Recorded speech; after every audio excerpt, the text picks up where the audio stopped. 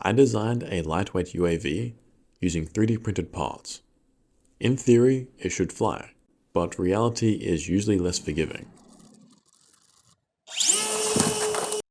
This is a fixed-wing UAV, meaning the wings produce the lift, the motor provides thrust, and the tail controls the aircraft. From the beginning, my goal was to make something that anyone with a normal 3D printer could build and fly. That meant 3 design goals: keep it lightweight, make it flyable, and make it as 3D printed as possible. I quickly learned that making it entirely 3D printed wasn't realistic. The structure just wasn't strong enough, so I reinforced it with carbon fiber rods, but just in places where strength really mattered. Because accessibility was such a big goal, I've made the entire design open source. The CAD files, the simulation files, and 3D printed files are all free to download, so you can follow along or build your own version. It's called the open source Premier Aerodynamics Drone 3D Printed, OzPad 3D.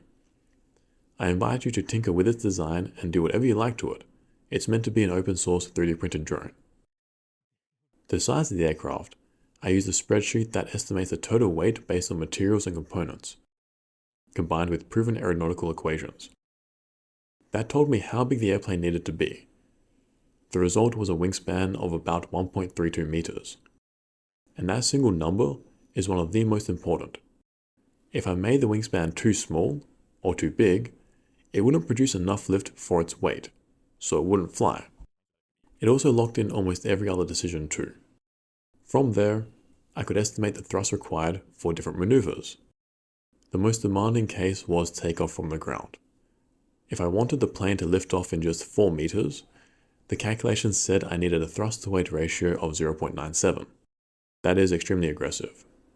Relaxing that requirement to a 6-meter takeoff runway, drop the thrust-to-weight ratio to just 0.62. That's far more reasonable for an RC airplane.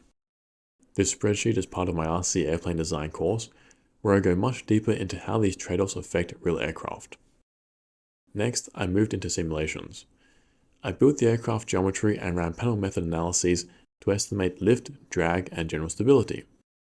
Those results suggested that the airplane should generate enough lift for takeoff and remain stable in normal flight. One thing I wanted to analyze more deeply was dynamic stability. But with 3D printed parts, it's hard to know their exact structural properties. We'll come back to that in a later video. Instead, I leaned onto well-established aeronautical guidelines, keeping the wheels reasonably sized to avoid coupling effects like Dutch roll, checking the stability derivatives for anything obviously problematic. Nothing jumped out as alarming. But to be safe, I deliberately made this tail and all the control surfaces like the ailerons and elevator as large as acceptable. That ensures the plane has enough control authority to fly. I found out later that these were very big, and I could have made them smaller and still have very good control too. I also gave the wing one large wing flap to increase lift for takeoff and landing, but I made it just one large one instead of 2 smaller ones. That reduced the plane's weight slightly. Another real-world constraint was the runway. The surface I had access to is not great. So ideas like fixed rear skids or no rear wheel at all simply didn't work. I needed steering on the ground. The solution was to mechanically link the rear wheel to the rudder, so rudder inputs would steer the aircraft during taxiing and takeoff. Finally, there were manufacturing constraints.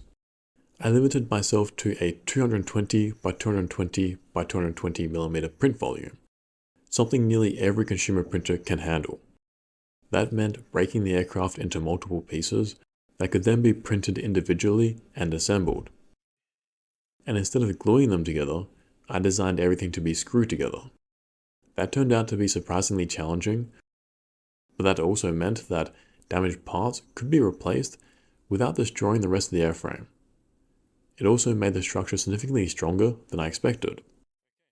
This approach introduced many potential failure points that would need to be corrected, as I'll later discover. The design exists on a screen, now it has to survive printing, assembly, and testing. In the next episode, we start turning this into a real plane. If you want to build this yourself, the open source plans are linked below. Peace out, amigos.